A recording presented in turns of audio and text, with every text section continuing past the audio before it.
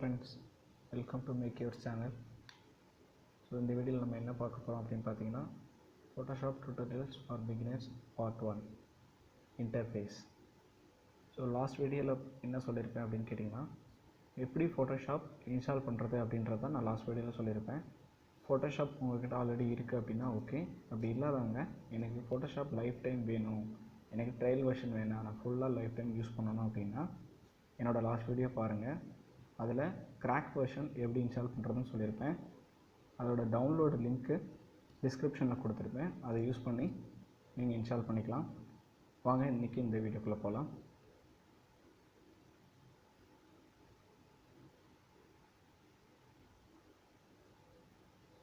ஃபைலில் நியூவில் ஒரு ப்ராஜெக்ட் ஒன்று க்ரியேட் பண்ணிக்கோங்க. அதோட ப்ராஜெக்ட் நேம் வந்து Beginners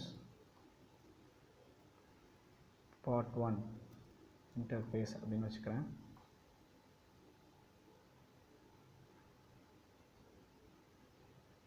ஸோ இன்டர்ஃபேஸ் அப்படின்ற வார்த்தை எல்லாருக்கும் கொஞ்சம் டிஃப்ரெண்ட்டாக இருக்கும். இன்டர்ஃபேஸ் அப்படின்றது ஒன்றுமே கிடையாது. கிரியேட் அ நியூ ப்ராஜெக்ட் அப்படின்னு சொல்லுவாங்க. அப்படி இல்லை அப்படின்னா ஒர்க் ஸ்பேஸ் அப்படின்னு சொல்லுவாங்க. அதைத்தான் இன்டர்ஃபேஸ் அப்படின்ற டெக்னிக்கல் வேர்டில் நான் சொல்கிறேன். ஸோ ஒரு டிசைனராக இருந்துட்டு ஒர்க் ஸ்பேஸ் இல்லை நியூ ப்ராஜெக்ட்னு சொன்னால் நல்லா இருக்காது. ஸோ அதனால் இன்டர்ஃபேஸ் க்ரியேட் பண்ணுங்கள் அப்படின்றதான் சொல்லுவாங்க. ஸோ இன்டர்ஃபேஸ் வேர்டை அதனால தான் நான் யூஸ் பண்ணியிருக்கேன். நார்மலாக ஃபைலில் நியூ போயிட்டு ப்ராஜெக்ட் நேம் வச்சுக்கோங்க. இந்த இடத்துல வித் ஹைட் நீங்கள் செட் பண்ணிக்கலாம். ஏன் இந்த இடத்துல பிக்சல் அப்படின்னு நான் கொடுத்துருக்கேன்னா, நார்மலாக வந்து சென்டிமீட்டர் இல்லை இன்ச்சஸ் அப்படின்றது வந்து இங்கே இருக்கும். அதை அப்படி கொடுக்கும்போது நமக்கு எக்ஸாக்டாக அந்த அதாவது அதோட டைமென்ஷன் நமக்கு தெரியாது. ஸோ அதனால் நார்மலாக நான் என்ன கொடுக்குறேன்னா பிக்சல் வைஸில் தான் நார்மலாக ஒரு ஜேபக் இமேஜை நம்ம எடுத்துப்பாங்க. இல்லை ஒரு பிஎன்ஜி இமேஜாக இருக்கட்டும், எந்த ஒரு பேக்ரவுண்ட் இமேஜஸை நம்ம with height pixel wise with set பண்ணி தான் ஸ்டார்ட் பண்ணுவாங்க. ஸோ ஜஸ்ட் ஓகே கொடுத்துக்கோங்க.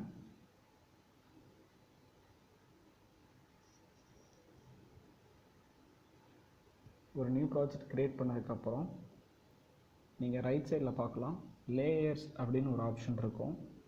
எந்த ஒரு நியூ ப்ராஜெக்ட் க்ரியேட் பண்ணிங்க அப்படின்னாலும் அது வந்து நார்மலாக அதை லேயர் அப்படின்னு தான் சொல்லுவாங்க. லேயர்ன்றது ஜஸ்ட் ஒன்றும் இல்லை, அதை நான் லேட்டர் வீடியோவில் உங்களுக்கு டீட்டெயிலாக எக்ஸ்பிளைன் பண்ணுறேன். இதை நான் லேயர் அப்படின்றது ஜஸ்ட் என்னென்னு சொல்கிறேன். லேயர் அப்படின்னா நீங்கள் க்ரியேட் பண்ணுற எந்த ஒரு ப்ராஜெக்ட்டும் ஜஸ்ட் லேயராக தான் இங்கே வரும். இதோட ஃபஸ்ட் லேயர் அதாவது பேரண்ட் லேயர் எப்போவுமே இந்த லாக் பட்டன் உங்களுக்கு தெரியுதுங்களா?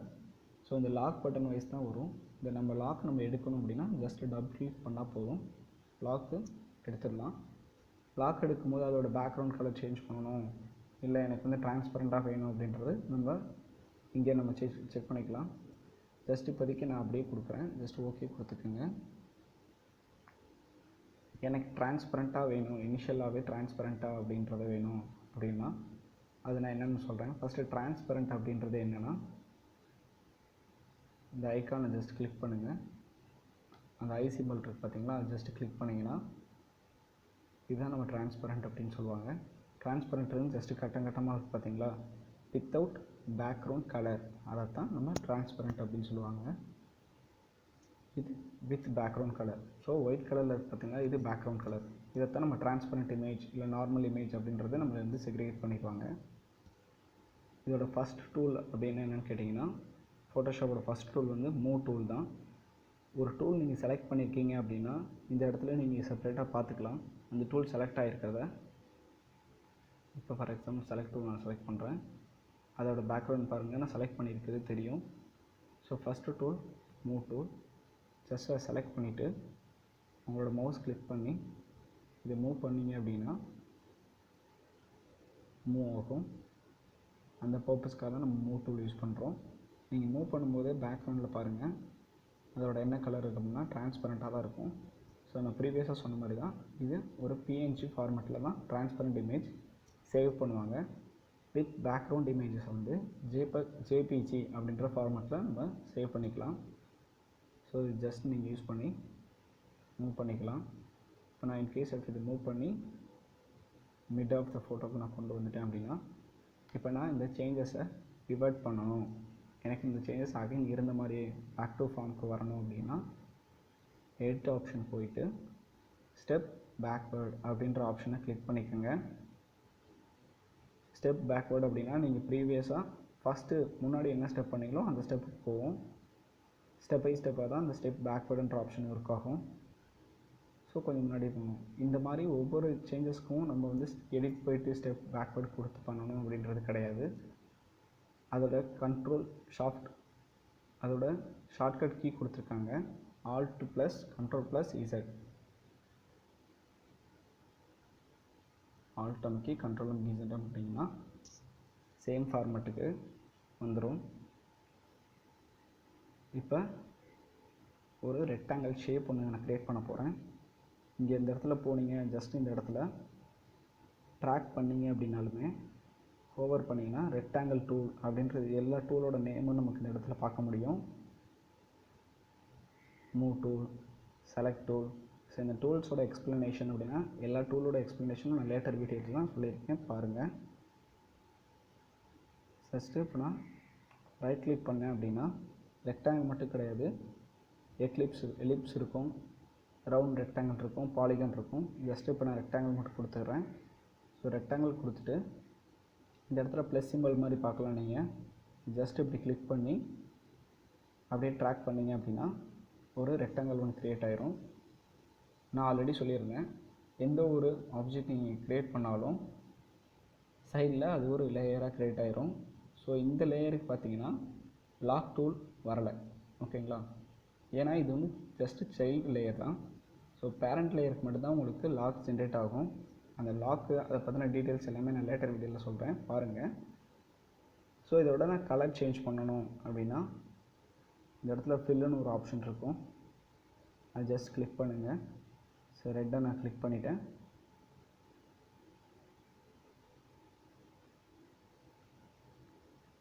கிளிக் பண்ண உடனே கலர் சேஞ்ச் ஆயிரும். இப்போ இதை நான் மூவ் பண்ணணுன்னா அகைன் மூவ் டூல் செலக்ட் பண்ணிக்கோங்க. சேம் நீங்கள் வெர்டிகலாக மூவ் பண்ணுறதாலும் மூவ் பண்ணிக்கலாம், இல்லை ஹரிசாண்டலாக மூவ் பண்ணுறதாலும் பண்ணிக்கலாம். ஸோ உங்களோட இஷ்டம் தான், நீங்கள் எப்படினாலும் மூவ் பண்ணிக்கலாம். இது நார்மலாக நீங்கள் மூவ் டூல் கொடுத்தா பண்ணணும் அப்படின்ற ஆப்ஷன் கிடையாது. உங்கள் கீபோர்டில் 4 ஆரோ மார்க் இருக்கும், டவுன், லெஃப்ட், ரைட் அப்படின்ட்டு இருக்கும். ஸோ லெஃப்ட் அமுக்குனீங்க அப்படின்னா லெஃப்ட் சைடு போகும், டவுன் அமுக்குனீங்கன்னா டவுன் சைடு வரும். ஸோ அந்த மாதிரி நீங்கள் யூஸ் பண்ணிக்கலாம். இப்போ எனக்கு இந்த ரெட் கலர் வேணாம், நான் சேஞ்ச் பண்ணணும் அப்படின்னா சேம் ஆல்ரெடி நான் சொன்னதான், எடிட்டில் ஸ்டெப் பேக்வேர்டு போயிட்டு நீங்கள் சேஞ்ச் பண்ணிக்கலாம். ஏன்னா இனிஷியலாகவே இதை நான் ரெட் கலர் தான் கொடுத்துருந்தேன். Ctrl+Alt+Z. ஸோ இப்போ நான் மூவ் பண்ண சேஞ்சஸ்லாம் இந்த இடத்துல மூவ் ஆகிட்டு இருக்கிறத நீங்கள் பார்க்கலாம். ஸோ அகைன் நான் ரெக்டாங்கிள் ஒன்று க்ரியேட் பண்ணிக்கிறேன். Ctrl+T என்னென்னா ட்ரான்ஸ்ஃபார்ம் அப்படின்னு சொல்லுவாங்க. அதாவது என்னோட ஸ்கேல் அண்ட் டைமென்ஷன் அப்படின்றத நம்ம சேஞ்ச் பண்ணிக்கலாம். டைமென்ஷன்றது அப்படி ஒன்றும் கிடையாது, ஜஸ்ட்டு வித் ஹைட்டுன்றது தான் டைமென்ஷன் சொல்லுவாங்க. இப்போ என்னோடய வித் ஹைட் சேஞ்ச் பண்ணணும் அப்படின்னா இந்த இடத்துல WH அப்படின்னு இருக்கும். இப்போ எனக்கு வித்து 200 வேணும்னா நான் இப்படி கொடுத்து சேஞ்ச் பண்ணிக்கலாம். இப்போ எனக்கு நார்மலாக எனக்கு வித்தை சேஞ்ச் பண்ணணும் அப்படின்னா நான் அது வித்து ஆல்ரெடி கொடுத்துட்டேன். ஸோ இப்போ நான் வித்து சேஞ்ச் பண்ணோம் அப்படின்னா இப்போ போயிட்டு நீங்கள் எடிட் ஆப்ஷனில் ஸ்டெப் பேக்வேர்டுன்னு கொடுத்தீங்கன்னா ஒர்க் ஆகாது. ஸோ இன்ஸ்டெட் ஆஃப் அதுக்கு பொழுது நீங்கள் என்ன யூஸ் பண்ணிக்கலாம் அப்படின்னா இந்த இடத்துல ரவுண்ட் போட்டு சராஷாக ஒரு ஆரமாக கொடுத்துருக்காங்கல்ல, கேன்சல் ட்ரான்ஸ்ஃபார்ம் அதனோட டூல் நேமு. ஸோ அது ஜஸ்ட் கிளிக் பண்ணிங்கன்னா ப்ரீவியஸாக என்ன டைமென்ஷன் இருந்துச்சுன்னா அந்த டைமென்ஷன் உங்களுக்கு செலக்ட் ஆயிரும். இப்போ அகைன் போயிட்டு Ctrl+T கிளிக் பண்ணுறேன். இப்போ ஒரு சில பேர் எனக்கு வித்து ஹைட் வந்து சேமாக எனக்கு ஒரே சைஸில் தான் வேணும் அப்படின்னா இந்த இடத்துல செயின் மாதிரி ஒரு இருக்கும், அது எக்ஸ்பெக்ட் ரேஷியோன்ற டூலு. இதை ஜஸ்ட்டு கிளிக் பண்ணிங்க அப்படின்னா கிளிக் பண்ணிட்டு வித்து 200 கொடுத்தீங்கன்னா ஹைட்டும் ஆட்டோமேட்டிக்காக 200 செலக்ட் ஆயிரும். இப்போ இதை வந்து நான் 90 டிகிரி எனக்கு மாற்றணும், இல்லை 180 டிகிரிக்கு நான் ரொட்டேட் பண்ணணும் அப்படின்னா இந்த கார்னரில் போயிட்டு நீங்கள் இந்த சிம்பிளை லைட்டை ஜஸ்ட்டு மவுஸை ஹோவர் பண்ணிங்கனாலே உங்களுக்கு அந்த ரொட்டேட் பண்ணுற டூல் வந்துடும். ஜஸ்ட் அதை கிளிக் பண்ணி இப்படி ரொட்டேட் பண்ணிக்கலாம். அப்புறம் இந்த டிக் ஆப்ஷன் கொடுத்தா தான் நீங்கள் பண்ண சேஞ்சஸ் எல்லாமே அப்ளை ஆகும். கொடுத்துட்டு கண்டினியூ கொடுத்துட்டிங்கன்னா உங்களுக்கு இந்த ஆப்ஷன் ஒர்க் ஆகிரும். அகைன் மூவ் டூல் யூஸ் பண்ணி இதை நீங்கள் மூவ் பண்ணிக்கலாம். இப்போ நார்மலாக இந்த ஃபைலை நான் சேவ் பண்ணுறது அப்படின்னா, இந்த ஃபைலில் நான் இப்போதைக்கு இந்த கலரில் நான் ஒர்க் பண்ணுறேன், ஃப்யூச்சரில் அகைன் வந்து நியூ ப்ராஜெக்ட் என்னால் க்ரியேட் பண்ண முடியாது. ஸோ ஒரு கிளைண்ட் வராங்க, அந்த கிளைண்ட்டுக்கு வந்து ஃபர்தராக நான் அடுத்தடுத்த கலர் நான் சேஞ்ச் பண்ணி கொடுக்கணும் அப்படின்னா இந்த ஒரு ஃபார்மேட் நீங்கள் செட் பண்ணிக்கலாம். ஸோ இந்த ஃபார்மேட்டை நீங்கள் சேவ் பண்ணுற அதோட ஃபைல் எக்ஸ்டென்ஷன் அப்படின்னு என்னென்னு கேட்டிங்கன்னா பிஎஸ்டி அப்படின்னு சொல்லுவாங்க. ஃபைலில் சேவஸ் அப்படின்னு கொடுத்தீங்கன்னா இப்போ டெஸ்க்டாப்பில் பிகினர்ஸ் part-1 இந்த இடத்துல நீங்கள் பார்க்கலாம். .pst ஃபார்மேட்டில் இது சேவ் ஆகிடும். இப்போ நான் சேவ் கொடுத்துட்றேன். இந்த இடத்துல ஓகே கிளிக் பண்ணிக்கோங்க. இப்போ நார்மலாக நீங்கள் சேவ் பண்ண ஃபார்மேட்டு இந்த இடத்துல இருக்கும். இப்போ இன்கேஸ் ஆஃப் இப்போ நான் இதை வந்து க்ளோஸ் பண்ணிடுறேன். இப்போ நான் இதை க்ளோஸ் பண்ணிட்டேன். அகைன் வந்து நான் அதை ஒர்க் பண்ணோம் அப்படின்னா ஜஸ்ட் இதை டபுள் கிளிக் பண்ணுங்கள்.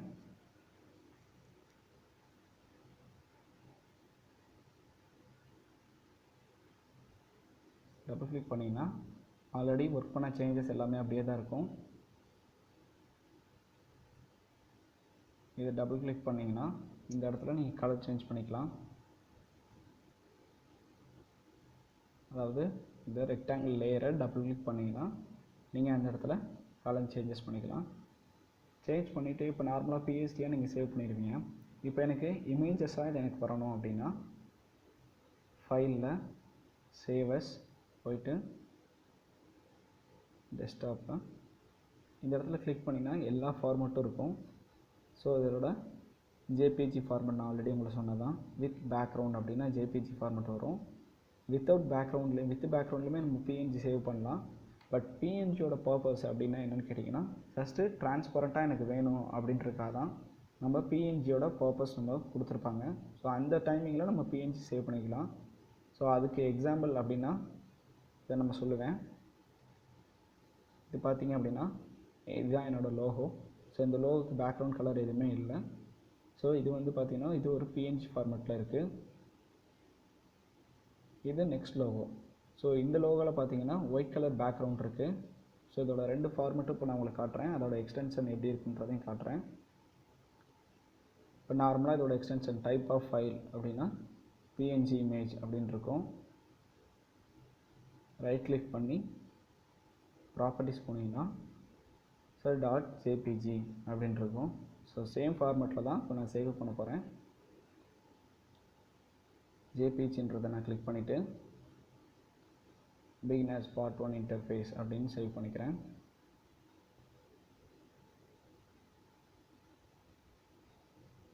ஸோ இந்த இடத்துல எங்களுக்கு சேவ் ஆயிடுச்சு. இதோட ப்ராப்பர்ட்டிஸ் போயிட்டு ஃபார்மேட் செக் பண்ணிங்கன்னா உங்களுக்கு ஃபார்மேட்டு ஜேபிஜி ஃபார்மேட்டில் இருக்கும். ஓகேங்களா? ஸோ இதுதான் ஃபஸ்ட்டு இன்டர்ஃபேஸ் அப்படின்னு சொல்லுவாங்க, இல்லை ஒர்க் ஸ்பேஸ், இல்லை நியூ ப்ராஜெக்ட் அப்படின்னு சொல்லுவாங்க. இதுதான் இந்த வீடியோ. ஸோ நெக்ஸ்ட் வீடியோவில் அப்படின்னு பார்த்தீங்கன்னா எப்படி எஃபெக்டிவாக டைமென்ஷன் ஒர்க் ஆகுது அப்படின்றத நான் சொல்லுவேன். ஸோ இந்த வீடியோவை ஃபாலோ பண்ணுங்கள். உங்களுக்கு பிடிச்சிருந்துச்சுன்னா லைக் பண்ணுங்கள், கமெண்ட் பண்ணுங்கள், சப்ஸ்கிரைப் பண்ணுங்கள். Thank you so much.